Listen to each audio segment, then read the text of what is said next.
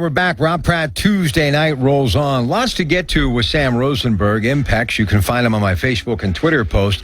And we're going to talk about social media, bullying in the classroom, to society, and how to deal with it. But Sam, happy, and of course, this holiday being Yom Kippur. How are you? Welcome back. Good. Thanks a lot, Rob. Always a pleasure to be here. Thanks for having me. You know, what I want to talk about now, the Pope is in America, and personal security is something that you are famous for. And we've talked about, many of the things that you have done in cooperation with the state of Israel. And I've talked about my respect for Prime Minister Benjamin Netanyahu. And, also Golda Meir, who passed away following the Yom Kippur War and resigned her post back in the early 70s, was someone who really was in the forefront as far as personal security. And it really has kind of, I think, found its way into many countries as far as what the state of Israel has done when it comes to personal security, and we've talked about that. But, when you are protecting someone like the Pope, and he's got the Pope Mobile, and we know that an assailant shot Pope John Paul II many years ago, it's a little bit of a different beat, I believe, because you have to have the best security and the highest security. But because of him being such a religious figure, you want to kind of downplay it, as opposed to you would normally with the traditional Secret Service when it comes to, say, the President of the United States. So, in your opinion, how do they approach it to let everyone know that we're here without letting them know we're here? So, when you're talking about any kind of high-profile security, with many celebrities and dignitaries, reputation management is as critical as the physical security. And in the case that you're talking about with the Pope, obviously, he wants to be seen as approachable. He wants people to recognize that, he's not afraid, that he has to have, security overwhelming, around him. So it is an art form. And I can tell you that the art of executive protection, the true art of close protection, is like an iceberg, literally. The only part that you ever see as the observer is the tip of the iceberg. 90% of all the activities are below the surface. There are people that you never see around you that are observers, and there are layers of protection around that are not really visible to the naked eye unless you're a trained eye. And, that is how they approach security of events like this and of dignitaries like that. I can tell you that the security is probably as tight around the Pope as around anybody who's ever lived. But the true art is in that illusion that there isn't much going on around. One of the things that I hear from you and our good friend John Hudson, Security Solutions, Inc., former Secret Service agent, even though you may know them, but not as a family member, but as an employer, and you may have broke bread with them a few times, it really does become a sense of family, to where you really would lay down your life for this person who many people would say, well, they just signed your paycheck. Why would you do that? But it is a special bond, isn't it?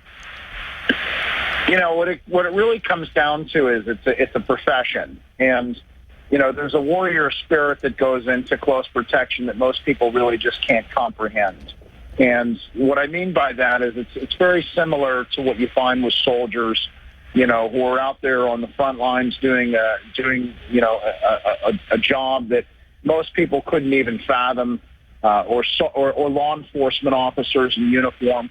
It's very, very similar. The concept of a close protection person or a bodyguard, if you want to use that common term, which is somewhat inaccurate, but, if you want to use that idea, it's not about the concept of, okay, I want to lay down my life and for someone who's just signing my paycheck, or that I have to have some kind of close family type of bond with someone.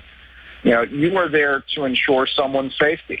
And, if you accept that mission, then at the end of the day, as part of being a professional close protection operator, that comes with the territory. And I can tell you, from a warrior standpoint, you don't really look at it from the standpoint of, hey, is this the day that I'm going to have to go, catch a bullet? The reality is that it is the ultimate chess match. And, you're using your wits and your abilities and your tradecraft to outwit people who want to do harm. And it is truly no different than our soldiers and our law enforcement professionals that are out there every day putting themselves in harm's way in the exact same manner. Well, I have to thank my friend Lou Gentile, CSI investigators, and John Hudson, because without them, I would have never had a chance to meet you, and I do find you fascinating. Let me just share this with you. And by the way, Facebook page is on my Facebook page. His Twitter site is on my Twitter site. This is from Sam. It says, to the warrior, discipline means that every action is a conscious choice, not a reaction to the behavior of others. Mindful action, moreover, originates in careful preparation and training handed down from one warrior to another. These traditions connect generations of warriors in a single family. Way of the Warrior, Sam Rosenberg. So who was your mentor? Who taught you the Way of the Warrior? You know, many people have taught me many things over the years, and I can tell you that, you know, you've already mentioned one of my mentors today. You know, Lou Gentile from CSI, I think, as you know well, I know you know well, but I think you also know well that I consider him one of my mentors. And, you know, the reality is that it has been an interesting journey for me, you know, learning from truly some tremendous, tremendous people. And, you know, quite honestly, some of the folks that I have learned from, no one's ever heard of, you know, but have had the most impact on my life. And, you know, it's just, there's too many to really count. Listen, before we take a break and come back and talk about why you're really here, but I had to pick your brain on the Pope a little bit. Sure. That has to be. I mean, at the end of the day, we all come home and unloosen the tie or sit down and take a breath. That's got to be one where you come home or you're in a hotel room and you put your feet up on the coffee table and you just have to take a couple of deep breaths and go, I can't believe what I'm doing for a living. That's got to be overwhelming. Yeah, sometimes it is. I don't think the guys and gals who do this sort of thing think of it that way in many ways. I mean, it's like anything else. You know, you find yourself being called to a profession, and, you know, when the profession kind of chooses you, you know, you have no choice. I mean, I've been literally drawn to what I do, not only from the perspective of protecting people and organizations, but, you know, teaching them how to protect themselves. It's my calling. I don't really see it as a big deal from that standpoint. I love what I do, and I love the fact that every once in a while I have an opportunity to help someone. And we try to do that on a regular basis, and that brings me great joy. Folks, it is INPAX, INPAX, Sam Rosenberg, my guest on the Disk Institute of Pittsburgh Newsline. Back in a moment. KDKA, where the news never stops. Pittsburgh's radio station. News Radio 1020. KDKA. Coming up, more on the Pope and your thoughts about what's going to unfold over the next couple of days. 10 o'clock, some of your favorite IPAs, more open talk. And at 10:30, Lincoln Park School of Performing Arts, September 26th, this weekend. Don Gatlin coming back home, part of Savannah Jack, to help raise money and awareness for homemaker home health. Right now, Sam Rosenberg, Disk Institute of Pittsburgh Newsline, courtesy of Dr. Richard Rafferty, and he is talking about Impex, his company. You can find out more about them on my Facebook and Twitter posts, but we're going to talk bullying right now. You know, I love Facebook. I love Twitter, Instagram, all that stuff. Love my smartphone, AT&T brand. But here's the thing. It can really do a lot of harm, and I mean a lot of harm, to young people as far as their egos that are already fragile to begin with, especially just dealing with everything that comes with being an adolescent. So what's your instruction when it comes to facing bullies that you're not having a physical or even face-to-face verbal confrontation with, Sam? It's a real challenge, you know, Rob. I mean, in today's world, you know, to quote a good friend of mine, his name is Bob Bobak. He owns a company called Tyversa. And, you know, Bob, I consider to be one of the true experts in the digital security realm. And let me explain why I mention him, is because a lot of what they deal with is, in fact, you know, bullying and cyberbullying and things like that, and protecting children online. And, you know, it's a dynamic thing. You know, to quote Bob, you know, when we grew up, Rob, we grew up in the physical world. And, you know, the reality is that our children today are growing up in a dual world. You know, they have the physical world that we had to deal with and address, and they have this digital world that quite honestly, us as adults, no matter how educated we are, really can't understand it from their perspective because when we grew up, it didn't exist. It's new. But for them, it's as real as it ever was, the physical was for us. And I think it's a challenge for folks like us who grew up without that digital, overlay, to know what is the right way to parent and what is the right way to protect our children from the dangers that they face digitally. And it's an ever-changing battlefield because, the technology changes, social media changes, and it's a constant threat to some degree or another. As good as it can be for some things, it can be very, very harmful in other ways.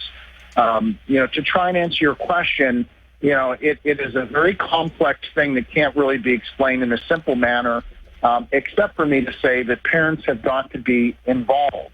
You got to know what's going on with your kids on social media. When they have too much freedom, if you will, when they're allowed to sort of have these social media accounts and these kinds of things, without any kind of oversight from the parent, it can be a real challenge to know what's going on and whether your kids are in danger. Well, here's something else, too, and how they can use social media against you. Because if, we were raised, and I remember my dad telling me to go back to the bus stop and wait for the guys who did that to me and do what I had to do, win, lose, or draw, and that's the truth. You tell your kid that today, they go back, start a confrontation to try to end it, to protect their name, or to beat the bully. The bully turns the social media on them, and then they appear to be the violators. So it really is difficult. And that's why the more that you can talk to a classroom, the more that you can talk to parents, the more you can talk to people on the radio, people like you and Lou and others, I think it's going to be a better and safer world. And then you bring the folks who know the technology into it. I don't think there's enough education to help everyone. So you got to get as much education about this as you possibly can, Sam. Yeah. Well, let me share with you a quick story and kind of perspective and here's my story. Okay, I remember very distinctly, Rob. Just kind of going down that memory lane of bullying. When I was a kid, my family moved to Pittsburgh from Memphis, Tennessee, in 1986, just in time for me to be a freshman in high school. And literally, I was like a little short, fat kid with zits and dandruff. And my parents, we were Orthodox Jews at the time. And, I was very observant. So my brother and I were the only kids wearing our yarmulkes in the high school and at Alderdice. And it literally was one of these things where it was like walking around with a target on your head.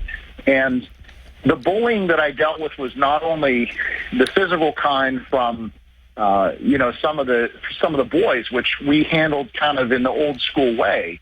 But it was really also a lot of social bullying, from the girls and things like that, which is in a way very, very challenging, it's very challenging to deal with, but in a way it's similar to some of the social dynamics that people face nowadays. We hear about these kids like a couple years ago, this girl in Florida committed suicide because she was being so socially bullied online by some of her peers and made to feel ugly and things like that. So it is very, very damaging. And to look at a solution, what I can tell you is basically two things. Number one, we have to understand that at the core of bullying, in almost a synergistic circle, is insecurity and lack of confidence. Sam, let me jump in here because this is such a good story and so timely. And I have another topic that I want to bring up with you as well. So if you don't mind, just hang in there with us for a little bit longer. Always interested and informative conversation whenever we get with Sam Rosenberg from INPEX. You can find out more about him on Facebook and Twitter. It's INPAX, and of course he too is on Facebook and Twitter as well. Short break. We'll come right back and continue our conversation about bullying in America on News Radio 1020 KDKA and Rob Pratte, Tuesday night. All right, folks, I was just talking to my friend Sam Rosenberg about Yom Kippur, and I said, actually fasting a little bit just to kind of get in the mood. Well, you're supposed to start at sunset, and I started like at sunrise. So Folks, to all my friends of the Jewish faith, still a lot of work in progress here with your Pratt back. But we're trying, folks. We're trying. But a happy Yom Kippur to all of you of the Jewish faith. Stay tuned after CBS News. We're going to come back with Sam Rosenberg and continue to talk about bullying and from his personal experience growing up. And I think it's something that everybody needs to hear. Then I'm going to ask Sam, what happens if you find yourself in the eye of violence? Caught in a robbery, a holdup, a home invasion. How do you handle yourself? Sam Rosenberg from INPAX, INPAX, Facebook and Twitter, and Rob Pratte Tuesday night after CBS News, which starts From the now. Lexus of North. Okay, we are back now with Sam Rosenberg from INPAX, and we are talking about bullying. And he, of course, is a security expert. And he was telling us about his personal story growing up in the world as a young Jewish lad who was taking a lot of abuse, verbal and physical, from the young people around him. Go ahead, Sam. So, Rob, what I was trying to tell you last moment there was, there's two critical things that we want to really focus on when we're looking at the idea of bullying. The first is that at the core of bullying, and this is something that we've studied a long time and something that I've worked with a lot of kids over the last 20 years with, to great success.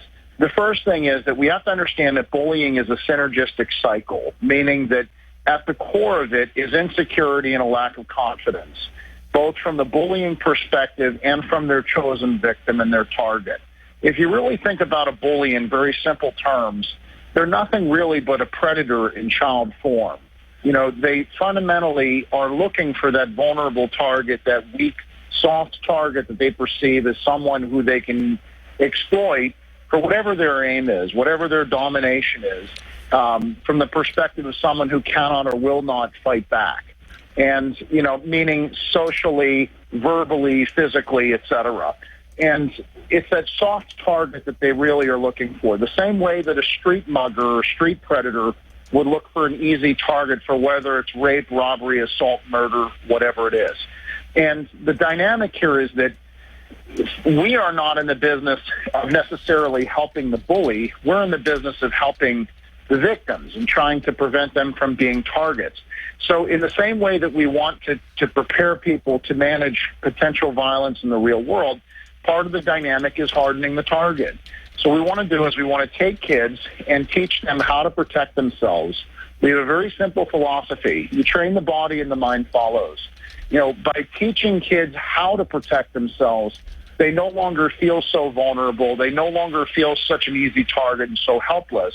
They get a sense of control over their personal environment. And as a result, even without it resulting in violence, they no longer seem to be a good, viable target for the bad guy.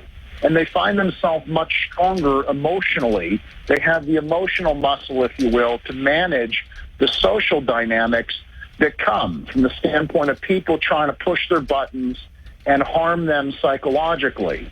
So there is a dimension here that, albeit I'm very prejudiced in this regard, I think physical training is the critical outlet.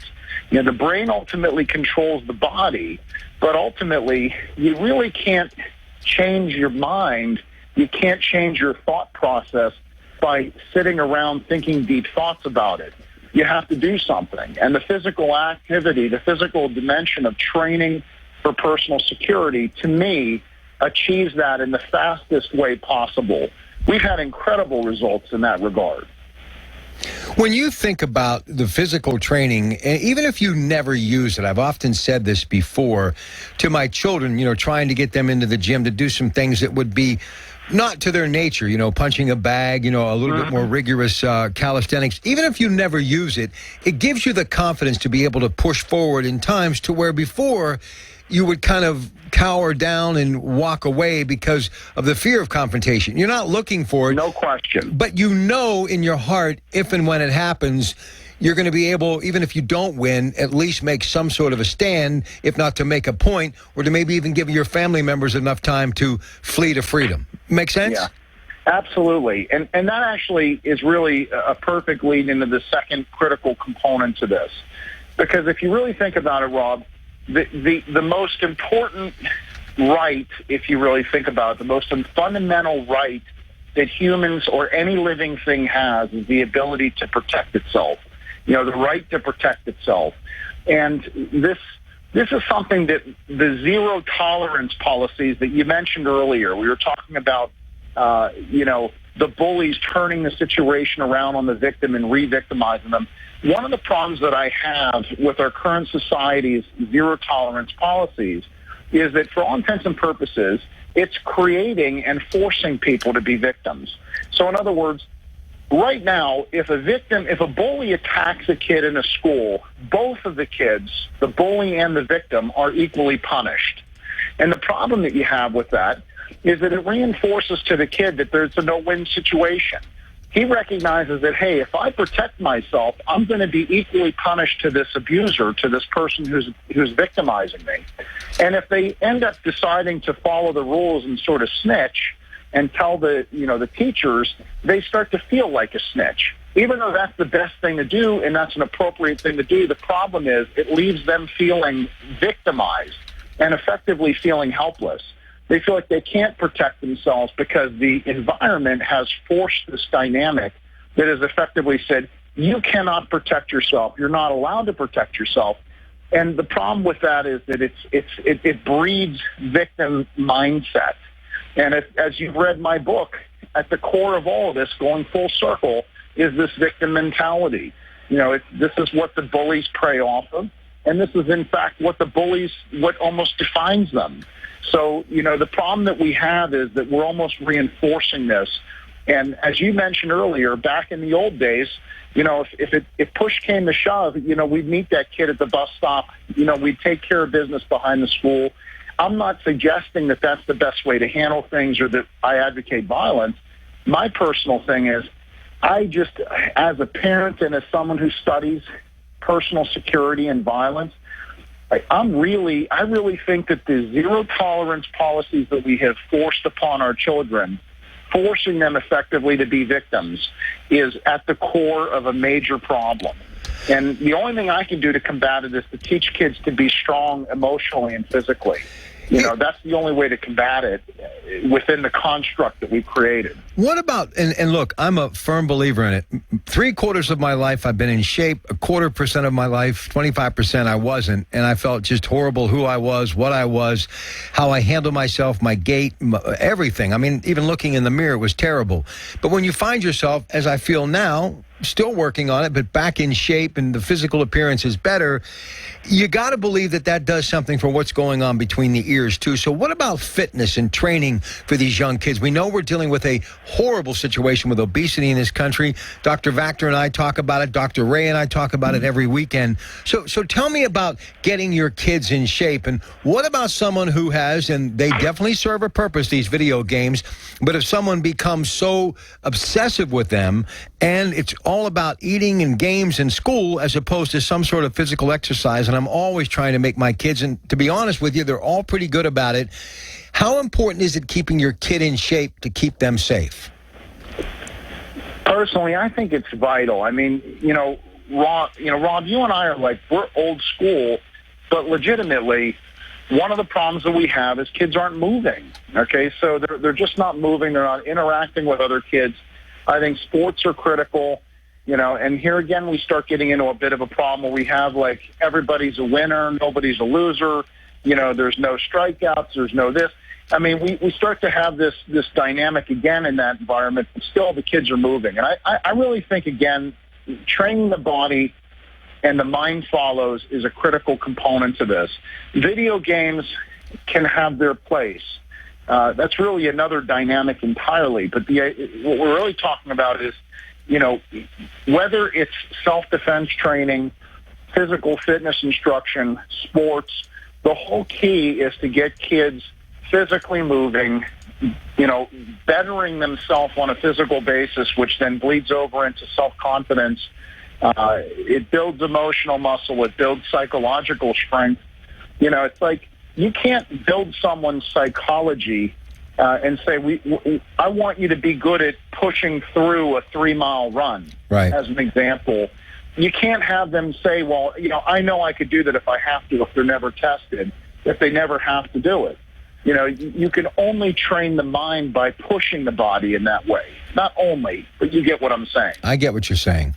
But you also have to face reality, too. I mean, I'm 58. 58 is 58. No matter how much I want to be 28, it ain't happening. So you have to live. You have to go about it in a way that it's comfortable and you don't get distracted. What advice, Sam Rosenberg, Impex, we're going to keep him for one more segment. How do you handle yourself if you find yourself involved in the eye of violence, a robbery, a home invasion, something of that nature, or carjacking? We'll talk to him about that in our final segment. But how do you know the best road for you to get into shape? Do you advise people, and I know this isn't your expertise, but is it part of the package advising people on certain workout programs that will be best suited for their needs to give them the discipline that they need, but more importantly, the body that they need to have that confidence to be able to deal with things that before they had to basically turn and walk away from? Rob, I think as long as it's functional and it's fun and it's something that people want to do and stick with, that's the most important thing.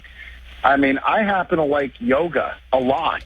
I do a ton of yoga. It's one of the most enjoyable practices for me that's very, very different than what I do on a daily basis for training.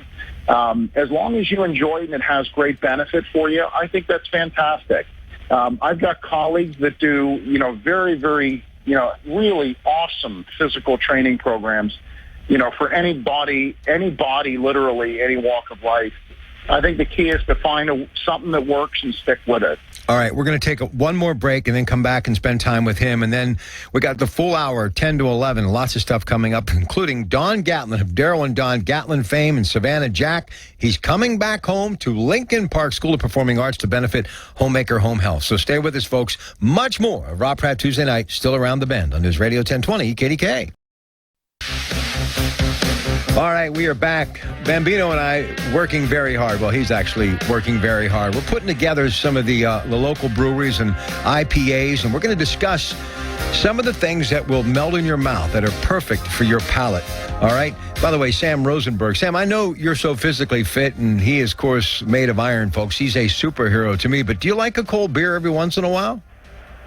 Absolutely. You know what I really like are I like that Strongbow hard cider. Strongbow hard cider. Nowadays.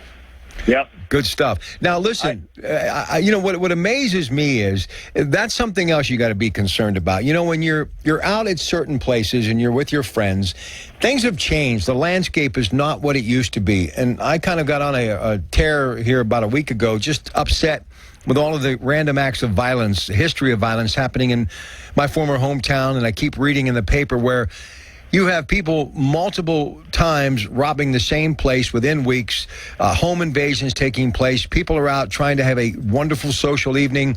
All of a sudden, somebody bum rushes the door. Guns are pulled out. People are being robbed. It's hard to even walk in your own community anymore. So I was saying to myself, we handled everything about this but one thing, and that is, how do you act when you find yourself in the eye of violence? So explain to me, say you and I are out having a cup of coffee, and all of a sudden it's a holdup, and the people holding the guns are very shaky to begin with. So you're not just in the fear of the fact that someone could get hurt. There's a real possibility someone could get killed. So here, as you know, I mean, we teach a holistic approach. One of the problems I've always had with a lot of the self-defense and martial arts training is that it only really focuses on the fight. And, there's a ding, or you're starting at the headlock, and they're saying, okay, here's the 10-step process to escape a headlock.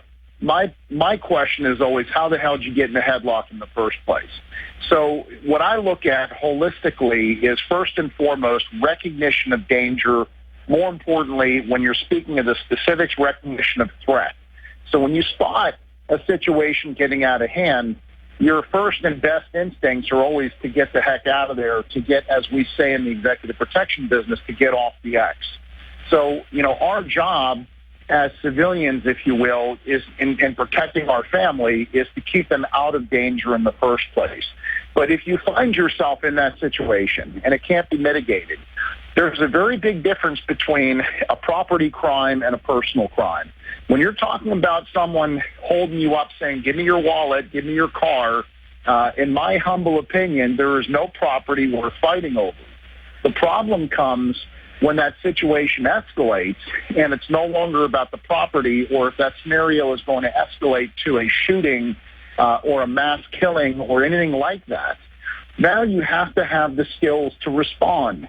The thing about having the skills to respond in the training, there's a maxim that I'm very fond of from the military, that we don't rise to the training, we fall to the level of our, we don't rise to the occasion, we fall to the level of our training. And this is very, very true, because here's the reality. The way our brain is hardwired, most people without a proper plan and without proper training in place, they're simply going to freeze. You know, regardless of what kind of athlete they are, how big and strong they are, they could be 25 years old in the prime of their life, you know, big, strong, fast. If they don't know what they're doing, they're going to end up in a degree of paralysis or panic. It is as simple as that. That's how we are wired. So the key is to have a plan. One of the simplest plans, one of the absolute simplest plans is to condition yourself to know where your exits are. You know, when you go in someplace, if you think that trouble could be happening, or just by habit, identify your exits. But if you end up in a situation where someone's got you dead to rights, they've got a gun in your face, and you don't have an exit short of going through that bad guy, you better have some skills. The reality, though, is you don't have to be big, strong, fast. You don't have to be as big, strong, fast as that bad guy. You just have to know what you're doing. And this is something that we teach on a daily basis. You know, to me, it's about overcoming that perception of helplessness. You know, whether we want to admit it or not, people have a perception that you can find yourself in a scenario that effectively you are helpless. And what we live to teach people is that that is really not the case. There is not a single situation you can find yourself in where you are truly helpless. You can always, if nothing else, adjust your mind. Let me leave you with this. There have been many people, I'm sure you've talked to them, who know when they were in that situation, that history of violence, that if they didn't do something, they were going to die one way or the other. So would your opinion be, if your gut tells you you're going to die, at least fight and give yourself a chance to survive, as opposed to just facing the inevitable? About 30 seconds, Sam. The answer is yes. I do agree with you. The unfortunate reality is sometimes that decision is taken away. If you don't have the plans in place, if you don't have the training, it doesn't matter what you think you do in an armchair. The reality is the physiology and your psychology impact you in such a way that sometimes it's just damn difficult. You know, the key is to prepare in advance. Next time we get together, I want to talk about restraint and how you have to teach yourself also to be disciplined, as opposed to using the skills that you've given so many people out there that really only should be using when it is definitely a desperate situation. Sam, happy Yom Kippur. Thank you so much for giving me this time. I love spending time with you on the radio. Feelings totally mutual, Rob. Always a pleasure. The legend that is Sam Rosenberg, Impex. Check him out, folks. CSI investigators, Louis Gentile. We've had him on many times. John Hudson Security Solutions, Inc. Good people.